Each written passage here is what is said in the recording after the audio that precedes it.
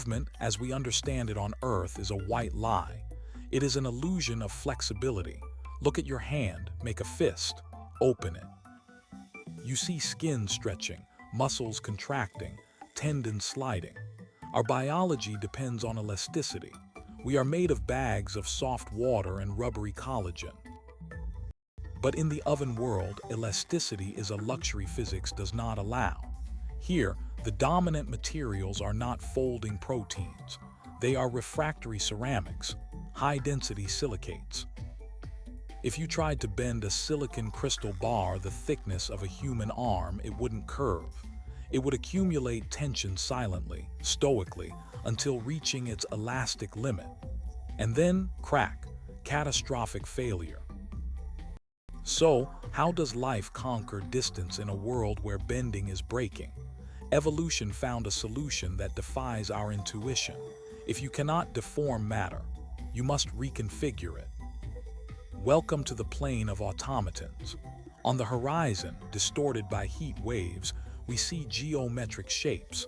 They look like wandering obelisks, perfect rectangular prisms gliding over the uneven terrain. Get closer.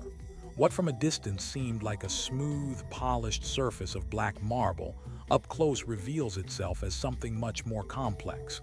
It is a mosaic, a tessellation. This is the Tesselated Nomads. It is not a unitary organism. It is a superorganismic colony composed of 4 million identical subunits. Let's call them voxels. Each voxel is a perfect octahedron of boron silicate, hard as diamond. The nomad has no skeleton. Its structural integrity is purely magnetic. The voxels cling to each other with millimeter-calculated force. They are bricks hugging with force fields. How does a tower of bricks move without falling? Watch the base. At the rear, the voxels disconnect. Click. They release from the main body. They are launched, levitating, through internal channels towards the head. The nomad advances by placing its own future in front of itself, brick by brick. It is perpetually dismantling and rebuilding itself. It is not walking. It is 3D printing itself at a new coordinate. Imagine coordinating 4 million blind soldiers to march in perfect formation. The nomad has no brain. There is no king voxel. Intelligence here is emergent. It resides in the local rules followed by each block. Look at how it faces that steep slope. The nomad simply alters its stacking algorithm. The voxels stop stacking into a high tower and begin to spread sideways. The creature melts in a controlled way. And the energy efficiency is terrifying. There is no internal friction. The voxels travel levitating. It could freeze in place for a millennium without spending energy and then turn on and keep walking. The Great Migration begins. From all basins, nomads converge. The sight is mind-blowing. A river of black, shiny geometry flowing through the red desert. Before the super colony opens the Great Basalt Canyon, there is no water below. There is lava. How does a river of bricks cross an abyss? They become the bridge. It is a suicidal engineering maneuver. The vanguard nomads project themselves into the void. They build a cantilever, a diving board defying gravity. The structure groans under magnetic tension. From the other side of the canyon, another group extends its own arm. 2 crystal fingers seek each other in the air. They touch, clack. The circuit closes. The arch is complete. Now, the migration flows through the bridge. The bridge itself is made of the bodies of their companions, and when the last nomad has crossed, the bridge disassembles from the back and walks to the other side. But in narrow gorges, resonance traps lurk, geological phenomena emitting a high-energy radio pulse. It is a signal jammer. If a nomad enters, its magnetic bonds fail.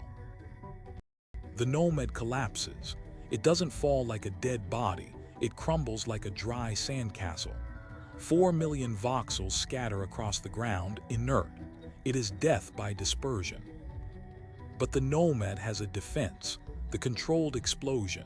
Before interference paralyzes them, the nomad self-detonates. All voxels repel magnetically at the same time. Boom! It becomes a shrapnel cloud. By dispersing, they exit the trap's range. The organism has ceased to exist temporarily to survive. Kilometers ahead, surviving voxels begin to call out, "Ping, ping." They search. They find each other. The tower rises again. We inevitably arrive at the Ship of Theseus paradox. If you change every plank of a ship, one by one, until none of the original remains, is it still the same ship? We struggle with this idea. For the nomad, this paradox is its way of life.